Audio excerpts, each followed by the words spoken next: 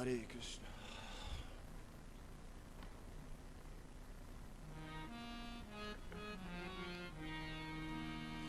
Jaya Radha Madhava Kunja Bihari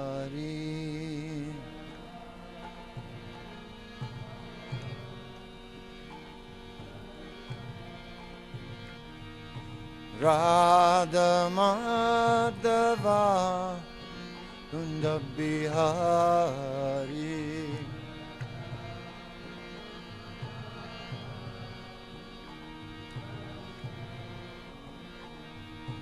Gopirana Vallabha Girivardhari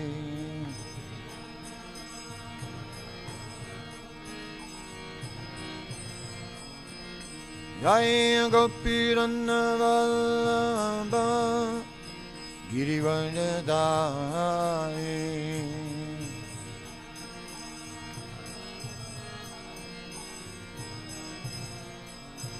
Yasodanandana Gajadanarandana. Maybe close that door. Yasodanandana Gajadanarandana.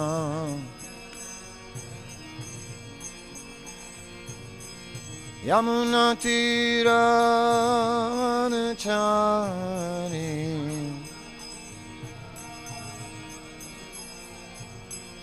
Yamunatiravanachari Yamunatiravanachari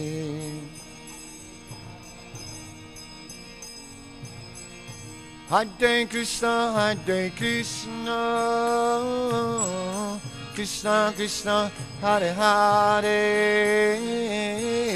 Hare Rama, Rama Rama, Hare Hare.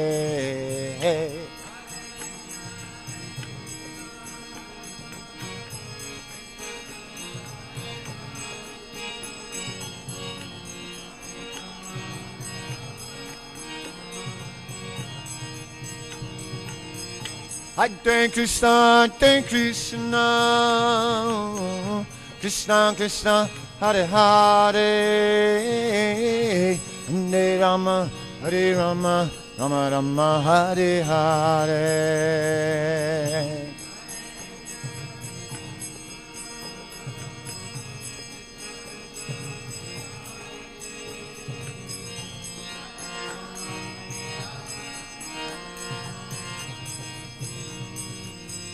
Hare Krishna, Hare Krishna, Krishna Krishna, Hare Hare, Hare Rama, Hare Rama, Rama Rama, Hare Hare.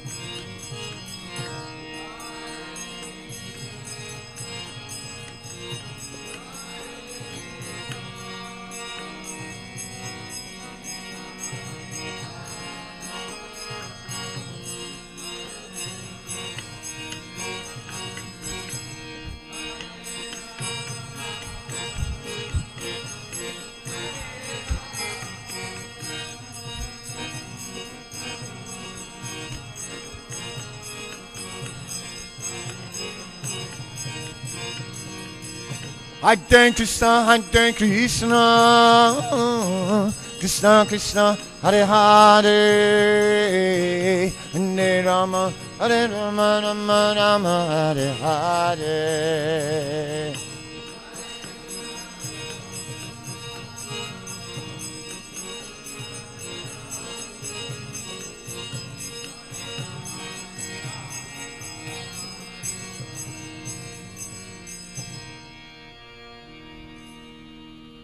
Grantara Srimad Bhagavatam ki jai, Harinam Sankirtan Yagya ki jai, Ananta Koti Vaishnava Vrinda ki jai, Srila Prabhupada ki jai, Nitai Gaura Premanande.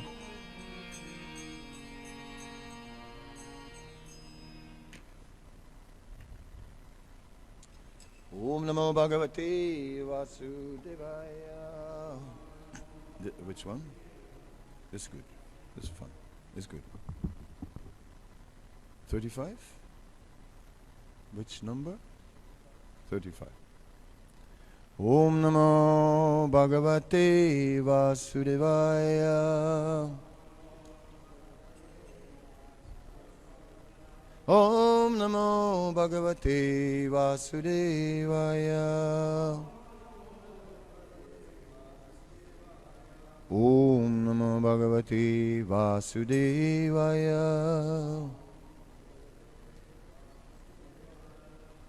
We're reading from Srimad Bhagavatam from the 3rd canto, chapter 22, entitled The Marriage of Kadamba Muni and Devahuti, text number 35. Ayatayamastasya san Yamasvantaraya panaha Shinvato jayato Vishnu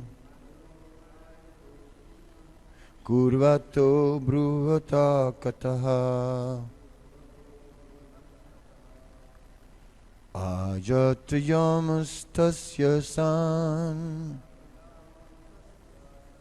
Yamasvantaraya panaha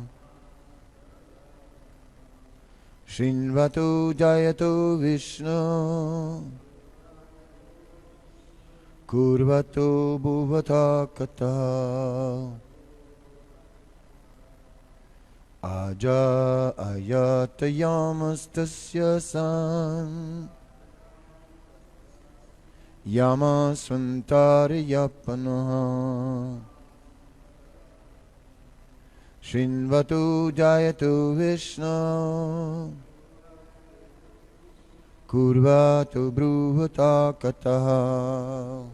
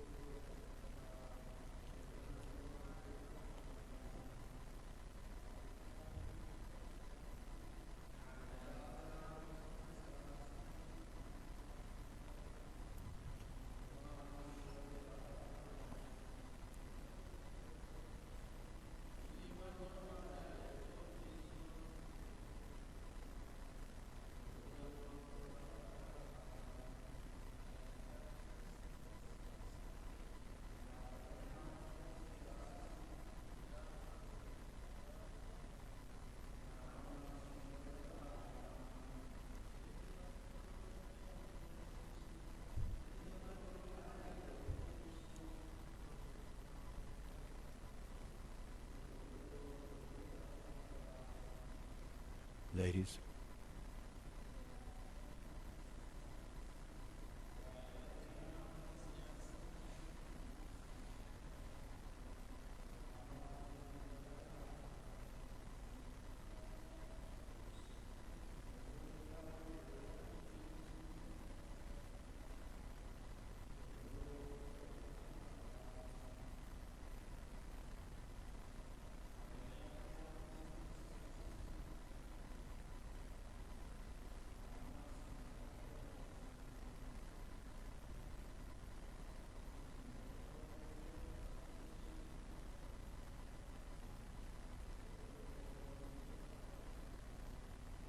Ayatayamaha, time never lost. Tasya, of Manu. Asan, were. Yamaha, the hours. Swantara, his duration of life. Yapanaha, bringing to an end. Shrinvataha, hearing. Jayataha, contemplating. Vishnu, of Lord Vishnu. Kurvataha, acting. Bruvataha, speaking. Kataha, the topics. Translation. Consequently, although his duration of life gradually came to an end, his long life, consisting of a Manvantar era, was not spent in vain, since he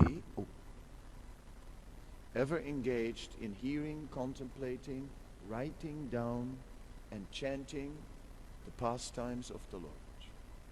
Purport. As freshly prepared food is very tasteful, but if kept for 3 or 4 hours, becomes stale and tasteless, and the existence of material enjoyment, so the existence of material enjoyment can endure as long as life is fresh. But at the fag end of life, everything becomes tasteless and everything appears to be vain and painful. The life of Emperor Swayambhuva Manu, however, was not tasteless. As he grew older, his life remained as fresh as in the beginning because of his continued Krishna consciousness. The life of a man in Krishna consciousness is always fresh. It is said that the sun rises in the morning and sets in the evening, and its business is to reduce the duration of everyone's life. But the sunrise and sunset cannot diminish the life of one who engages in Krishna consciousness. Swayambhuva Manu's life did not become stale after some time, for he engaged himself always in chanting about and meditating upon Lord Vishnu. He was the greatest yogi because he never wasted his time. It is especially mentioned here. Vishnu kurvato bruvata kataha. When he talked only of Krishna and Vishnu, the personality of Godhead. When he heard something, it was about Krishna. When he meditated, it was upon Krishna's activities. It is stated that his life was very long, 71 yugas. One yuga is completed in 4,320,000 years. 71 of such yugas as the durations of life are the durations of life of a Manu. And 14 such Manus come and go in one day of Brahma. For the entire duration of his life, 4,320,000 times 71 years, Manu engaged in Krishna consciousness by chanting, hearing, talking about, and meditating upon Krishna. Therefore, his life was not wasted, nor did it become stale. No. Om Jnana Timirandasya Gyanandana Salakaya Shakshurun Militam Yena Tasmai Sri Gurave Namaha. Sri Krishna Chaitanya Prabhu Nityananda Sri Advaita Gadadhar Sivasadi Gaura Bhakta Vinda. Hare Krishna Krishna Krishna Hare Hare, Hare Rama Rama Rama Hare Hare.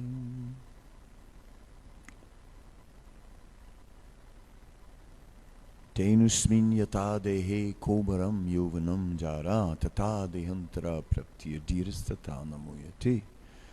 Thus, as the embodied soul within this body goes from different stages to youth, to adulthood, to old age, and finally to death. In the same way, at the time of death, that person is also going through a change. But the wise, dhirastatana muyati, the wise are not bewildered by these things. Because the wise, they see najayate mriyate vakadachin. They see that the soul never takes birth and the soul never dies. But not only that, more than the wise, it is also said, Aham sarvasya prabhavo mata sarvam pravartate iti mata bhajantamam buddha bhava samanvitaha. So here it says Krishna is the origin of all spiritual and material worlds, and Buddha bhava, the wise, they engage in the service of the Lord with love. So it's not just about knowledge, but it is also, once we have knowledge of Krishna, then we appreciate that Krishna is wonderful. And therefore we see in the Krishna book a chapter called Wonderful Krishna. And the residents of Vrindavan are discussing Krishna's wonderful qualities, Krishna's amazing pastimes. It is just inconceivable what he is doing. And everyone is just overwhelmed to see how he dances on the multi-hoods of that enormous serpent Kaliya, how he lifts Govardhan, and all his pastimes, swallows a forest fire. If we think about it, and it's always the combination of the natural human nature of Krishna and then the supernatural. His mother is punishing him, chasing him, tying him up to the grinding mortar. And he just pulls the grinding mortar, and he's a child. So that's heavy, it's hard to do. A big block, big grinding mortar, not easy. But he's pulling it, and it gets stuck between two trees, and then he pulls over the whole trees. How is it possible to pull over a tree? It's not an easy thing to do. So suddenly he shows his supernatural strength, and then these effulgent beings appear. So that is the amazing thing about Krishna, how he shows his superhuman features and at the same time his human features. If he was only superhuman, then he would become inaccessible. Just like when Krishna took the universal form and showed his many faces, his many mouths, and when he showed that he was also time, and that all the heroes of Kurukshetra at the battlefield were just swallowed up and crunched up by the teeth in those endless mouths. Then Arjuna became overwhelmed by fear. Seeing that personality or seeing that form was not appealing to Arjuna's heart. That form was actually creating fear in his heart, and he wanted to see again Krishna's original form. Oh, please show your original form. Then Krishna showed a four-armed form, and after that he showed his two-armed form. Just so that everyone could see, oh, he's Narayan, four arms. Chaturbhuj Narayan, the four-armed form. And in that form of Krishna, especially, there Krishna was accessible to Arjuna. When Arjuna saw that universal form, he apologized. Oh, please forgive me for joking with you, for lying on the same bed with you, for being like so close to you, for being like your friend. Now I realize who you are, the Supreme Lord. So Krishna in his superhuman nature goes beyond what any human being can do, and then he returns to be human with humans, and in this way very close. Therefore, in the form of Krishna, we're dealing with the most intimate forms of the Lord. Swayambhuva Manu spent a lifetime hearing about Krishna, a lifetime not only understanding the transcendental nature of his own existence, but also understanding his relationship with Krishna, and understanding that Krishna is the reservoir of all pleasure, and that every living being depends on Govinda for pleasure. There is no question of finding any pleasure anywhere else than in Govinda only. Govinda, the giver of pleasure. Pleasure to the senses, pleasure to the cows. That is Govinda. Rasavai Saha, he is the reservoir of all pleasure. He is Akila Rasamrita Murti. He is the original personality, who is the form of the personification of all taste. That is Krishna. And therefore, the mind, it is said, just as a bee finds his home in a lotus, a resting place, in the same way, the living being finds a resting place at the lotus feet of the Lord. Otherwise, chanchalam himana Krishna, restless mind, looking here, looking there. Is it this? Yeah, maybe, pretty good. Anyway, let's try something else now. And, okay, try that. Yes, very good. Okay, let's try something else now. Okay, very good, very good. I don't know, I don't like it anymore. I just don't like, I need a change. Chanchalam himana Krishna. In material existence, the mind always needs a change, always a new impulse, because no material object can satisfy. Therefore it says, Visai chariye, sei rase majia, mukha bolo hari hari.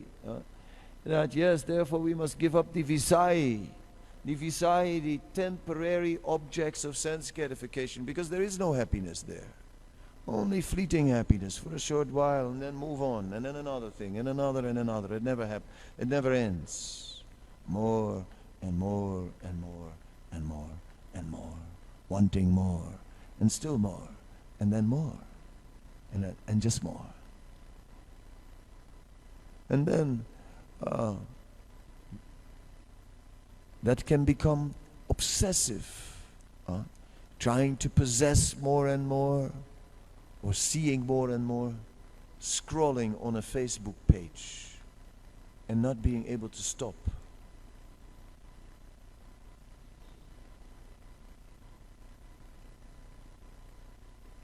That because chanchalam himana Krishna, the mind is restless. The mind finds its residence at the feet of Krishna, and that is where the soul belongs, and that is where it all comes together. Srila Prabhupada gives the example of when we throw a stone in the water, that then many rings of waves form on the water. We see the rings, and the rings are all expanding from one central point. But if you throw two stones in the water, then the rings are conflicting of the two stones. Then the waves are clashing. So if we focus on one point, then everything comes together. But if we focus on different points, then there's conflict. If we focus on one point, on the lotus feet of Krishna, then the objective of the soul and the objective of the mind and the objective of the body are all aligned. But if we are taking shelter of the material things, then so many conflicting waves. Then the interest of the soul and the interest of the mind and the interest of the body are all in conflict with each other. And so we engage in activities that are not helping the soul. And therefore the soul remains deep down, deep in the heart, we remain unfulfilled, deeply unfulfilled. Fulfillment is only found at Krishna's lotus feet.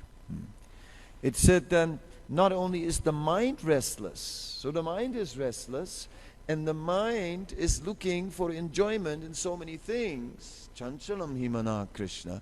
Not only is the mind restless, but Lakshmi, good fortune, is also restless. So we want to enjoy these things. Hey, I'm looking for the good things in life. Yes. And I know where to find them. Yes. Yes, you may know where to find them, but I'm telling you, Lakshmi is also chanchalam. Lakshmi is also restless. So even if you catch her, she won't stay. She'll go. Just gone. Lakshmi can never stay connected to anything material. Therefore, good fortune can never remain in any material situation, even if it is temporarily bringing good fortune. It cannot remain. But when there is Narayan, Lakshmi can stay.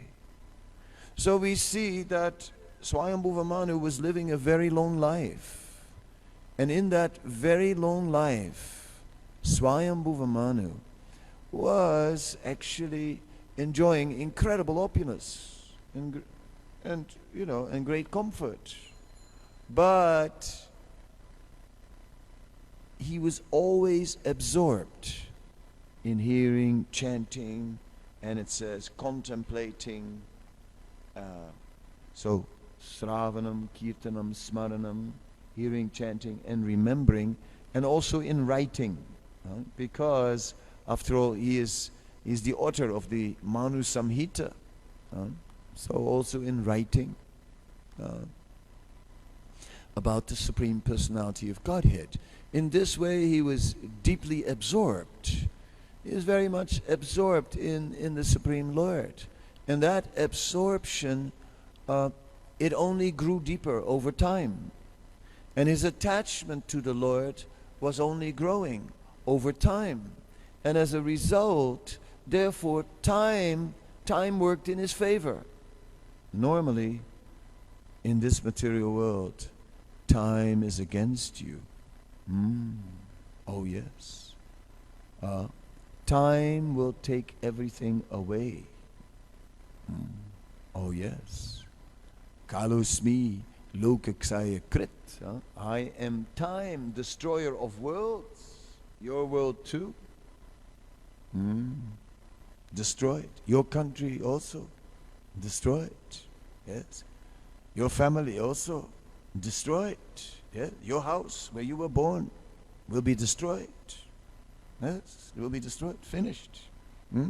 Your teeth, which you use for chewing, they will be destroyed. Yes. Your nose, it will be destroyed. Yes. Your eyes, gone.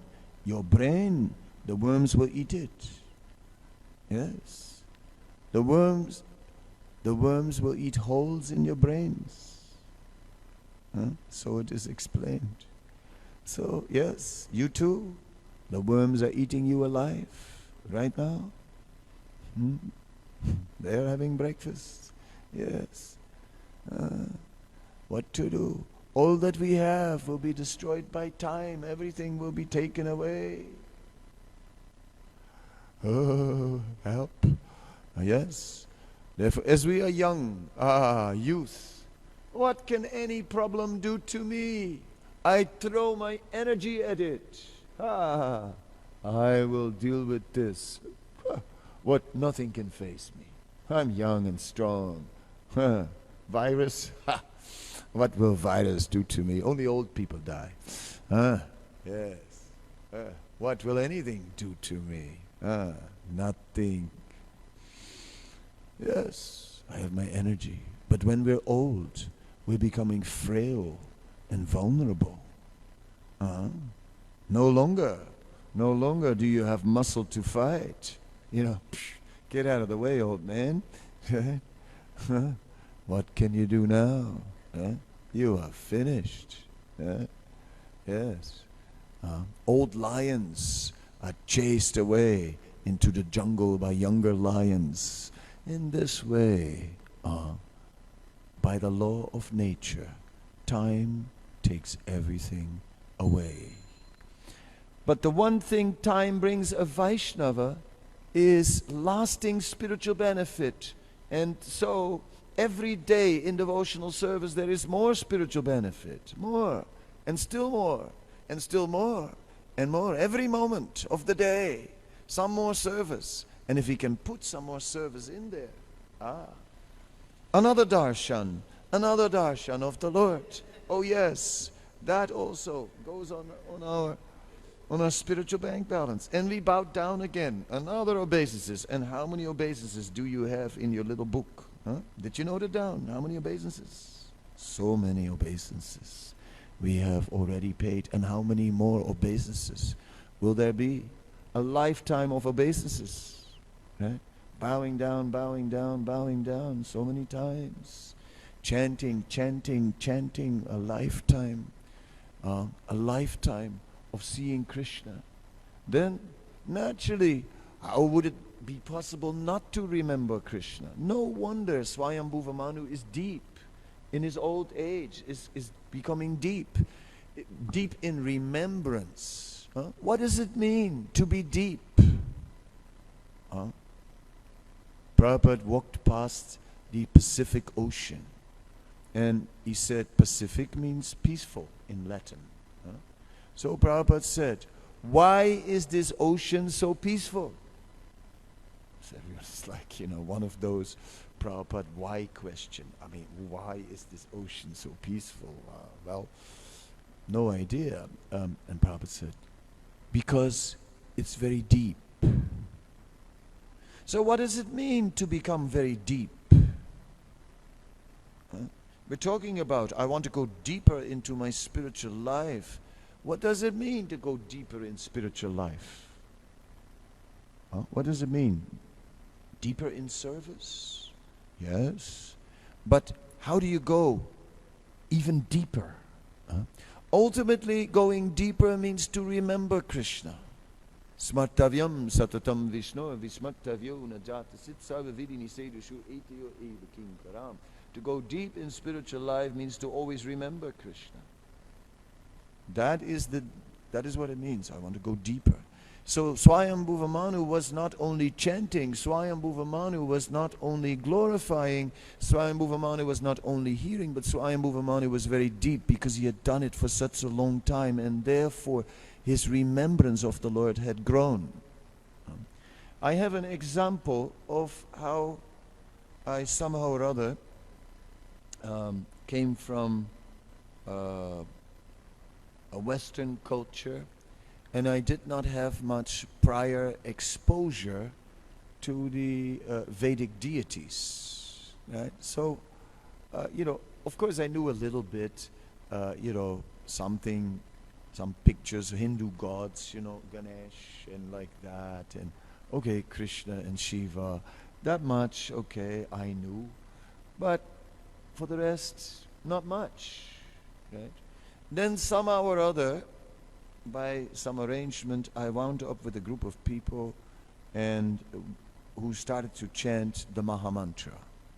So at that time, as I was chanting the Mahamantra, my experience was, now we're chanting a mantra, and a mantra is spiritual sound. So when I heard Krishna, I thought, wow, spiritual sound, spiritual power in this sound. Now if you say Krishna, immediately I will not just think spiritual sound, spiritual power. Now I will think, oh, peacock feather. If you say Krishna, how can I not think peacock feather? Flute. How can I not think flute? Right? Yellow dhoti, yellow saffron dhoti. How can I not? Lotus eyes, lotus hands, lotus face, lotus mouth, lotus navel, lotus feet. Right? Lotus is everywhere. And now I have heard, now you say flute, which one? Venu, the small one with the 9 holes, or Murali? Or Murali, the bigger flute, different Murali flutes, like made of marble. Is it the little, bamboo flute, or is it the marble flute? What are you talking about? Which flute? Or are you talking about the Mahananda, the big flute from the Cowherd Boys, I mean, that one is really long and makes a very deep sound. Which flute are you talking about? Oh, the flute. The flute just attracts the mind of the entire universe. Oh, the flute. Oh, Lord Shiva, when he hears the flutes, he plays on his little din-din drum. And he dances while Krishna plays the flute. Actually, the peacocks, they also dance, and they offered Krishna a peacock feather after he had played so nicely and made them dance like mad. Then, as a sign of their gratitude, they gave him the best they had, a peacock feather. And Krishna appreciates it, and that's why he wears it on his head. So Krishna doesn't just have a flute, he has a heart as well. All right, so remembrance of Krishna, and suddenly Krishna takes on a whole new dimension. And suddenly we become deep, because as the remembrance of Krishna is there, there's attachment. It becomes deep. It is not just remembrance of Krishna, but the heart becomes involved. And then we see Krishna's heart. Oh, then he captures ours. Then he conquers ours. The fact that he appreciated the peacocks. Krishna's playing his flute. And then the peacocks, they got into it, doing different steps and jumps and everything, flapping their wings, and shaking and trembling and moving quick in circles. And in this way, they dance like anything. And Krishna saw it. And Krishna liked it. Krishna appreciated. Krishna saw, look at these peacocks. It inspired him so much that one day Krishna decided that he himself would take the form of a peacock. And he did, and he danced with Radharani in the form of a peacock. Right there at More Kutir. Varsana Parikrama. If you haven't been, you can watch the DVD of Bhakti Chaitanya Maharaj on YouTube. The Hills of Varsana. If you have nothing to do, Google the Hills of Varsana. And then, poop, there it comes. YouTube. Click. Watch. Hills of Varsana. Wow. More Kutir. Krishna taking the form of a peacock and dancing with Srimati Radharani. Because peacocks, they know how to dance. And Krishna appreciates that, and therefore reciprocating. The Lord reciprocates. There is exchange of feelings. So, if it's one-way traffic, right, if I love that chair, it gets a bit dry after a while, because is the chair loving me back? I'm not sure, not too much, I think. So that doesn't quite work. A human being with a heart, who responds with love to love, who responds to friendship with friendship, who responds to generosity with generosity. That is what you call reciprocation. So Swayambhuva Manu had gone deep in his chanting, in his Sravanam, Kirtanam, Smaranam. There was deep remembrance of Krishna, and he remembered Krishna's wonderful nature, wonderful qualities, his wonderful attributes. He remembered how Krishna is so generous. Is so generous. Do you know this Putana? You know this Putana? You know her, huh? Oh, Putana, you know her? She's a witch. Watch out. Putana, she has an enormous form. Enormous. Agasura, her little brother, is only 12 kilometers long. Her little brother Agasura, who likes to take the form of a snake, is only 12 kilometers long. And Putana, she was the big sister, she was 20 kilometers tall. So Putana, and she had teeth, right? Huge, gaping teeth, serious ones, right? Pointed. Pointed.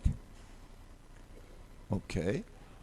And she would take different forms. She could fly in the sky on branches, or it is described in Harivamsa, she could fly and take the form of a black bird.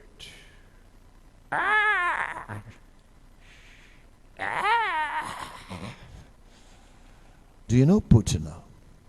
But when she came to Vrindavan, my God, was she beautiful. She took a form like, her eyes were just like sparkling. Her skin was soft and without any wrinkles. And her form was just so beautiful.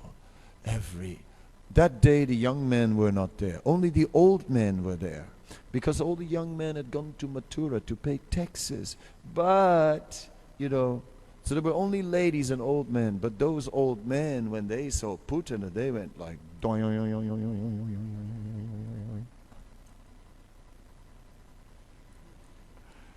They were just like shocked. Then, yes, everyone thought, oh, she must be a goddess. So because she was a goddess, they let her do whatever she wants. Just see. And then she put poison because killing children, that was her thing. Drinking the blood of children was her pastime. Tasty. So Putana was sort of kind of a nasty girl, right? I would say. You see sometimes, pictures of girls wearing a t-shirt, nasty. Well, Putana deserved such a t-shirt. Absolutely. She was nasty. And what does Krishna do? Because she offered him a breast with poison. So, but she also offered him milk. So Krishna accepted the milk as an offering. And the poison, well, poison doesn't affect him. And then, but to stop her from doing this stuff, he also sucked out her life air, and that was it. But she got the position of a nurse in the spiritual world because of the milk, because she offered milk. Krishna overlooked the poison and actually accepted the good offering. Think about it. Rupa Goswami is thinking about it.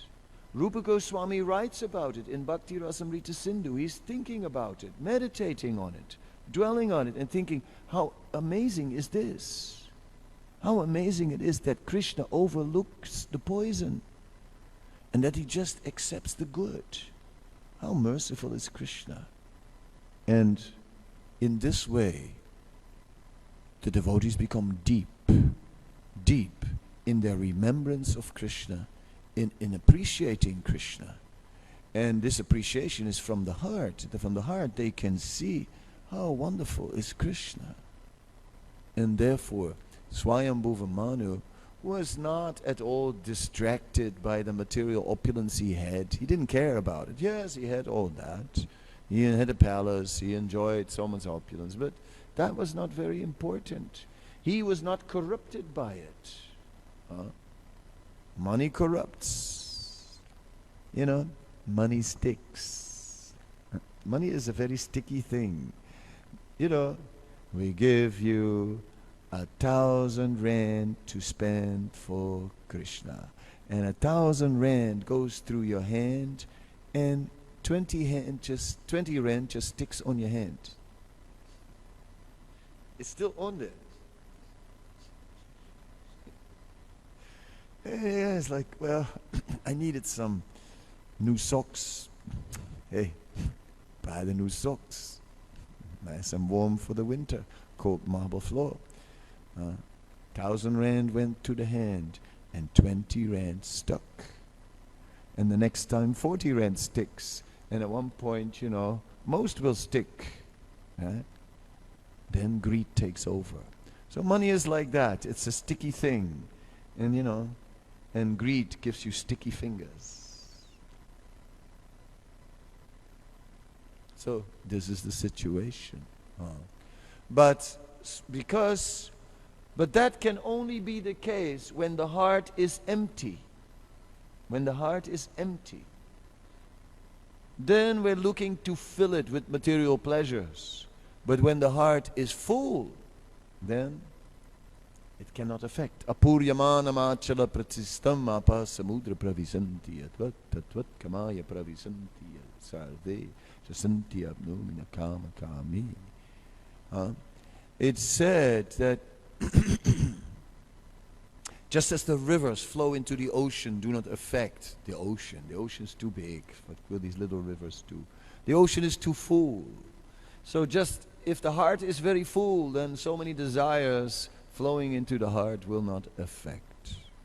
So this is it. So Swayambhuva Manu's heart was full with remembrance of Krishna.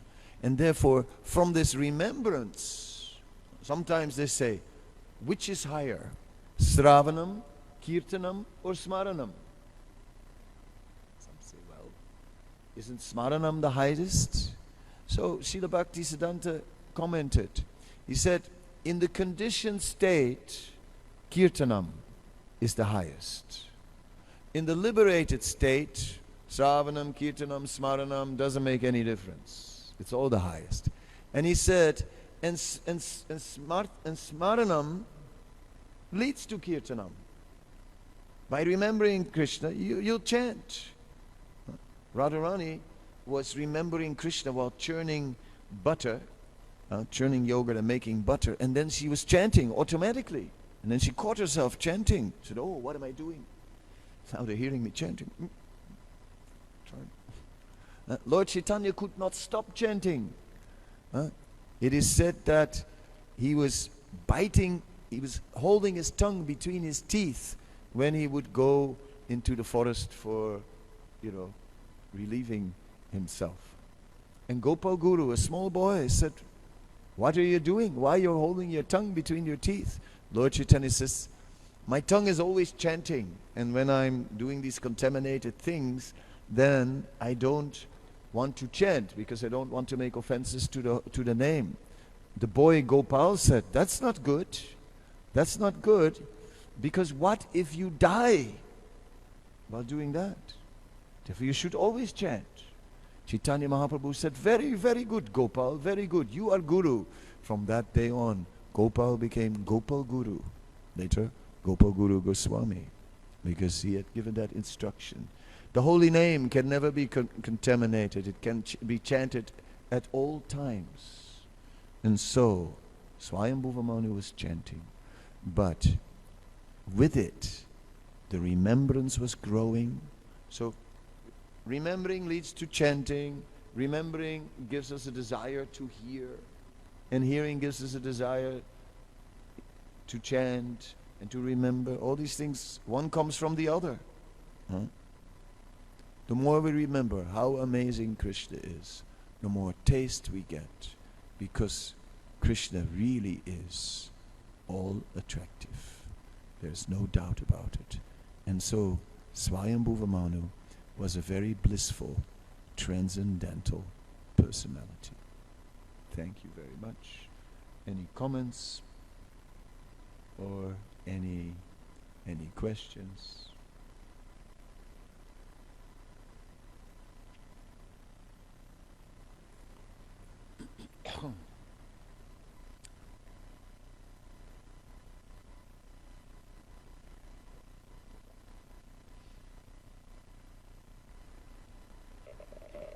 Hare Krishna.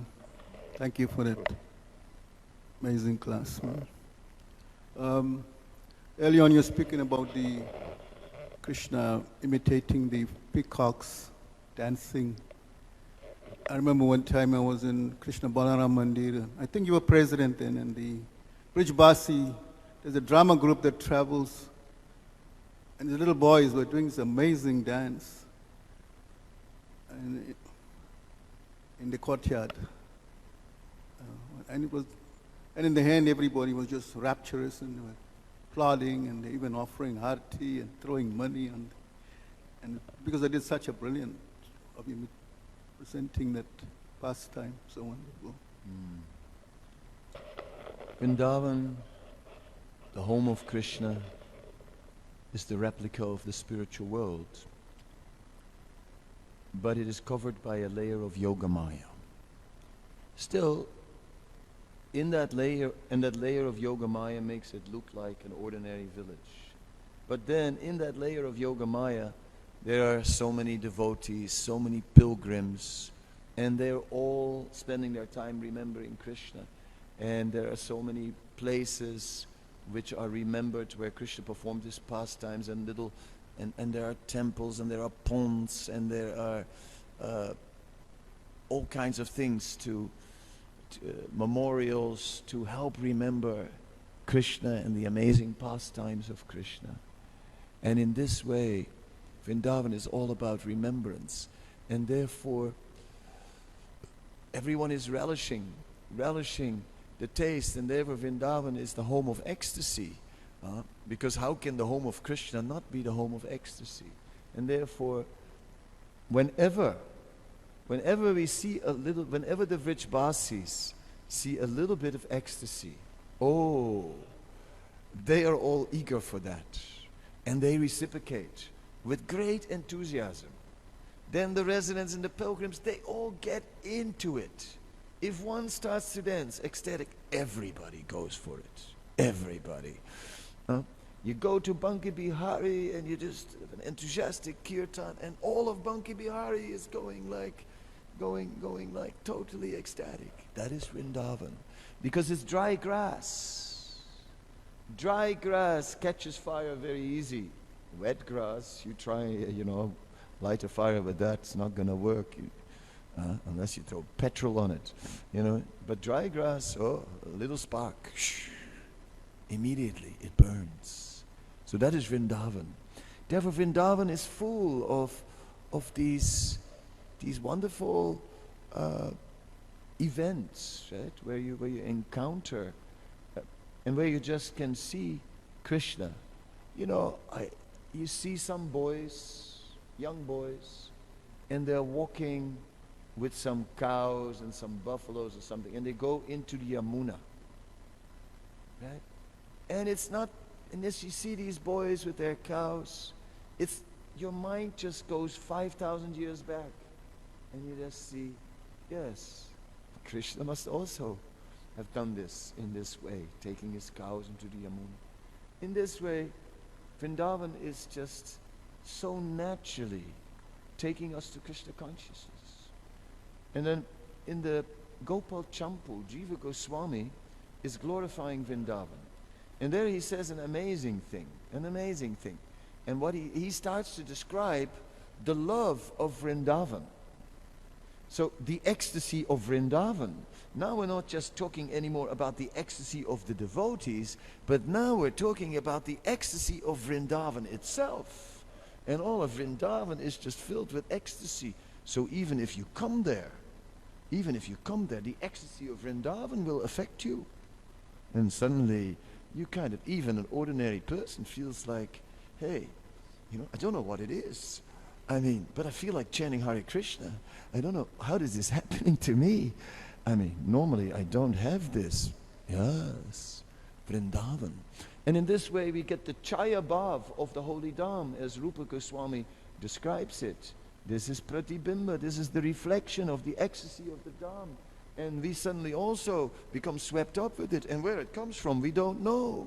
But the Dhams are like that. In Mayapur, we were going with the boat, and we're having this rocking kirtan, Hare Krishna, Hare Rama, Rama Rama, Hare Hare. And the crows were going,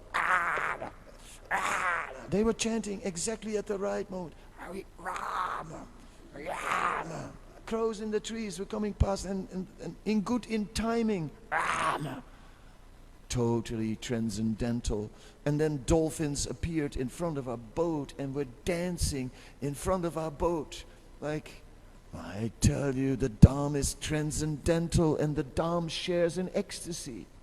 And the year that the Panchatattva was to be installed, that year in the winter, the flowers, they were growing so abundant, they were twice as big as usual. I saw it. The Dham is in ecstasy. The Dham is in ecstasy that the Panchatattva is appearing now. I could see. Oh yes. The Holy Dham is such a place. When will we go to the Holy Dham? Oh when? Yes. Thank you. Hare Krishna, Hare Krishna. Hare Krishna Maharaj, there's a question from Achyuta Gotra. Maharaj, if hearing not so strong, but the chanting is always on point, I know you start with Shravan, then Kirtan. How do we intensify the desire to hear? Shushusho Shadadana Sya Vasudeva Kataruchi Syanmahat Sevya Vipra Punya Tirtani Sevya. It is said, by serving the feet of the Vaishnavas we are developing a taste for hearing. That's Bhagavatam 2nd chapter. And that's the answer. It's as simple as that. Just serve the feet of the Vaishnavas, and from that, taste will come. Vasudeva Kataruchi, taste to hear Vasudeva Kata. Vasudeva Kataruchi, some Vasudeva Kataruchi, yes. Ruchi Ruchi, Vasudeva Kataruchi, taste.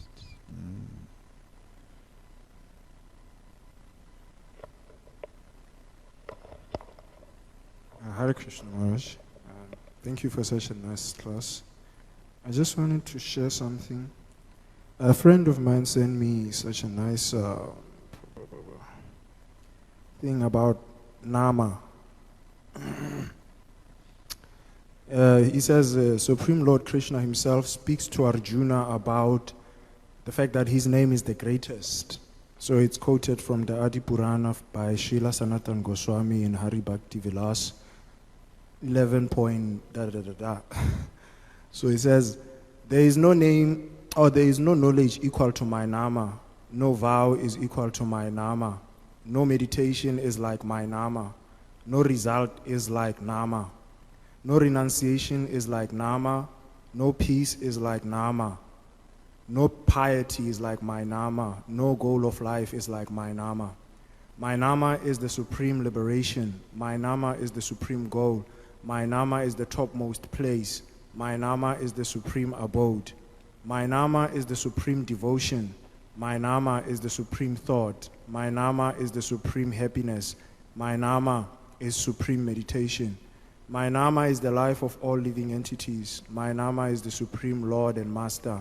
My Nama is the supreme object of worship. Like that. So I was just wondering, why is it that Krishna is saying above everything his Nama is like basically the supreme Lord and Master? Krishna's name is non-different from Krishna. But it is said that Krishna's name is more merciful than Krishna. So although the name is non-different from Krishna, in this form the Lord is more merciful. It is said that if we commit offenses to the personality of Krishna, we can purify these offenses by chanting the holy name. So the holy name is more merciful than Krishna. It's non-different from Krishna, but it's just a more merciful feature of Krishna. And we need all the mercy we can get. Right? Therefore we can especially approach Krishna in the form of the holy name. The deity is also Krishna, is also non-different from Krishna. So if I say the name is non-different from Krishna, the deity is non-different from Krishna, Bhagavatam is the literary incarnation of Krishna. Aren't all these things non-different from Krishna? Yes, but that form of the holy name is especially very merciful. Bhagavatam, it says, Nastapesu abhadresu nityam bhagavata sevya bhagavati uttama sloka bhakti bhavati naistiki. That by hearing this Srimad Bhagavatam, almost all that is inauspicious within the heart is destroyed. Oh, that's very nice. What about that almost? The devotees asked Prabhupada, why almost? And Prabhupada said, because when you read Bhagavatam, there is one problem. And that one problem is, you'll get purified, but that one problem is you become learned. And when you become learned, you become proud. Therefore, it must be accompanied by the chanting of the holy name. Because in chanting the holy name, in chanting of the holy name, we encounter ourselves. Oh yes. It's not so easy. Okay, 16 rounds. Here we go again. Hare Krishna, Krishna, Krishna, Krishna. 8. You deserve a piece of cake.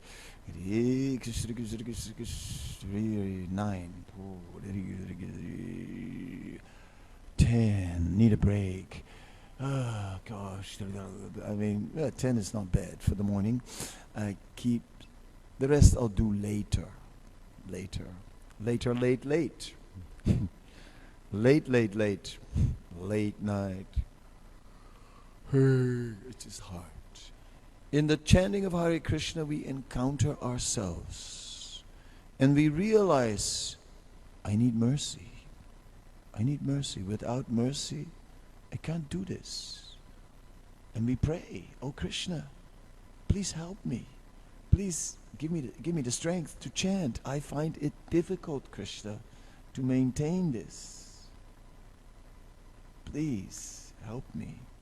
So, by being in this humble mood before the holy name, then we become eligible to receive Krishna's mercy. Pride blocks Krishna's mercy. Therefore, even Bhagavatam, even reading Bhagavatam must be accompanied by the name. In deity worship, it's so, we always chant at the end. One mantra said that, like, I've made 1,000 offenses, please forgive me for all these offenses. Because deity worship is like that, you know. You always forget something. You always do something wrong. Or you get like caught out by the mind. That you just think, well, you know, it's okay. You know, a little slackness creeps in. Deity worship is so exact, and that everything is important. When you're on that altar, everything is important. Everything must be done very careful and full attention. How long can we do this? You know what I mean? So mistakes are made, it's difficult. Offenses are made, therefore, in deity worship. But by chanting the holy name, we'll be purified from these events. So deity worship must also be accompanied by the holy name. But the holy name is the especially merciful form of Krishna. Then there's Lord Chaitanya, who brings the holy name to us and who makes it more easy. Katanchana smite yasmin duskaram sukaram bhavet. Whatever is difficult becomes easy by the mercy of Lord Chaitanya.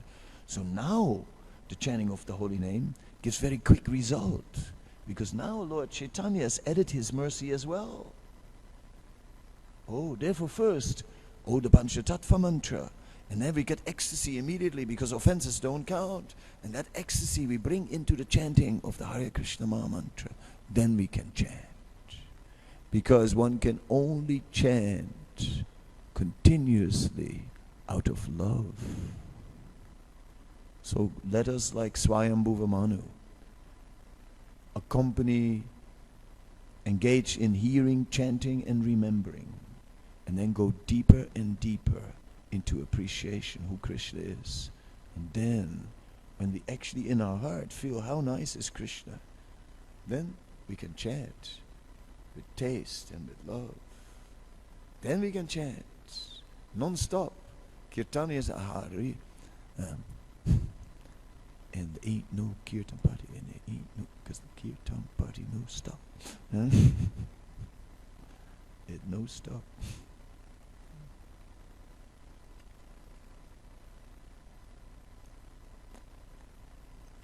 Any other question? Okay, we are done. We thank you so much. Srila Prabhupada ki jai, Grantara, Srimad Bhagavatam ki jai.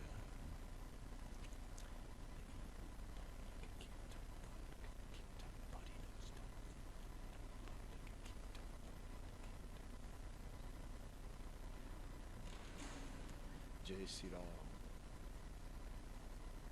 Victory.